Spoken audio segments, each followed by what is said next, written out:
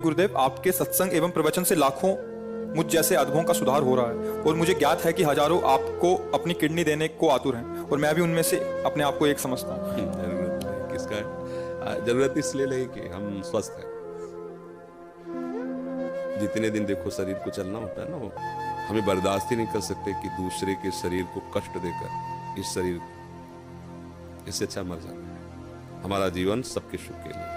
तो जब तक श्री जी सेवा लेना चाहती है तब तक आपके सामने बैठे हैं। अभी थोड़ी देर में डायलिसिस में चले जाएंगे। जब तक है तब तक है, नहीं है तो फिर सेवा में ही है श्री जी की। हमारे को ये पता चले कि उसका पेट काट के, उसका अंग काट के हमारे जोड़ा, हम स्वस्थ, ऐसी स्वस्थता किस काम की? बिल्कुल कदापि नहीं, किंचित नहीं, जीवन भर में ऐसा कभी नहीं हो सकता। हम अपने शरीर को सुख देने के लिए दूसरे शरीर को कष्ट, इस स्वप्न भी नहीं हो सकता ऐसा। और हम बहुत स्वस्थ हैं। हमें इस रोग के बहाने बहुत श्री जी का दुलार मिलता है। तो हम मानते हैं कि रोग हम पर कृपा कर रहा है। नहीं, शायद है कि हमारे हृदय में अहंकार नष्ट ना होता। मैं तपस्वी हूँ, मैं ब्रह्मचारी हूँ, मैं ज्ञानी हूँ, मैं ध्यानी हूँ। आज केवल हम प्रियाजू के बल पर हैं। हमसे क्या साधना करें? जिसकी किडनी फेल, क्या साधना? अब जो कुछ हो रहा है लाडली जी की कृपा। 1:30 बजे से जगे हैं, वो अपने सब करवा रहे हैं सत्संग सब, तो हम ये नहीं जान पाते कि हम कर रहे हैं। नहीं, ये हमारे श्री जी करवा रहे हैं अपनी सामर्थ्य से, क्योंकि हम सामर्थ्य हैं। हमें तो ताकत ही नहीं है। हमें और सामर्थ्य उनकी कि आप प्रवचन सुनिए तो उसमें लगेगा थोड़ी कि कोई किडनी फेलियर बोल रहा है। नहीं। और आप हमारे सामने बैठे हैं, आपको लग रहा है हम किडनी फेलियर है? ऐसा लग रहा है क्या? मार मरहुआ और मार उदास ऐसे ये हमारी लाडली जू हमें बहुत दुलार करते हैं। तो हम ये समझते हैं हमारी किडनी हमारी लाडली जू को रिझाने के लिए मिल गई है रोग रूप में। कोई हम कभी परेशान नहीं होते। सच्ची मानना, ये चीजें ऐसी हैं कि इसमें बनावट नहीं हो सकती। मतलब पीड़ा, उसमें क्या बनावट होगी? किडनी फेल है, एक पीड़ा। कोई नस नाड़ी ऐसी नहीं जिसमें दर्द ना हो, कोई इस समय वर्तमान में भी, क्योंकि शनिवार रविवार 2 दिन हो गया डायलिसिस के लिए, तो हर नस नाड़ी ऐसी पीड़ा दे रही जैसे लठ मार के किसी को ना पराया जाए। तो पीड़ा, ऐसे पीड़ा, पर वो पीड़ा कोई पीड़ा थोड़ी है जो आपके प्रवचन लाखों लोगों को सुधार कर। अब इसमें बात यह है कि आपकी, मान लो आपकी भावना जैसे ना, तो जरूरी है वो किडनी फिट हो जाएगी, जरूरी है वो किडनी चलेगी। श्री जी को अगर ये काम करवाना है ना जगत मंगल का, तो यही किडनी चलेगी, दहाड़ते रहेंगे। और अगर उनको नहीं चलवाना ना, तो किडनी की माला वाला का पहला दौर चलेगा, नहीं एक कदम नहीं चलेगा, बोल नहीं पाएंगे। जिनकी किडनी बदल गई है वो जानते हो कैसे जीते हैं?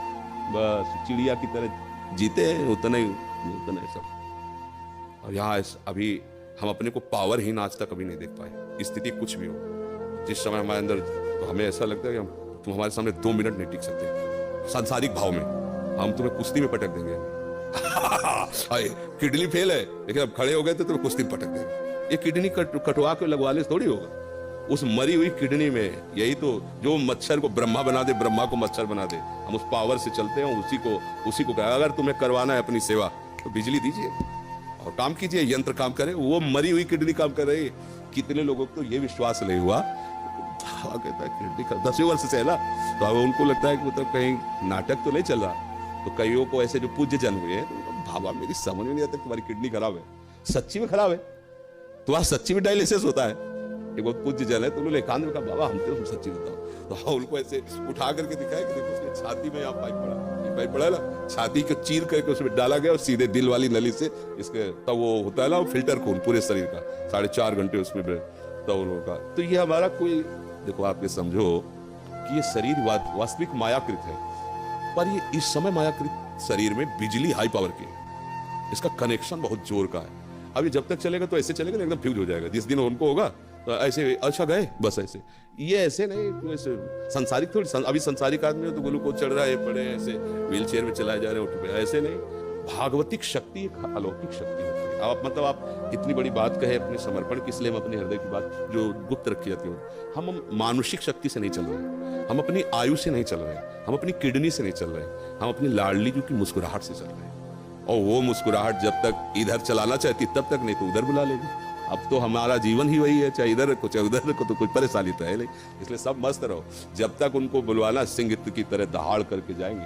ला, बचपन से उन्हीं के सहारे रहे तो उनका चमत्कार। आज के 10 वर्ष पहले, मात्र 10 वर्ष पहले, हम 100 रुपए की वस्तु नहीं खरीद सकते थे। सोचो अगर हमारी महारानी जो व्यवस्था न करती तो आज हमारी क्या दशा होती। कहां से कैसी व्यवस्था, कैसे?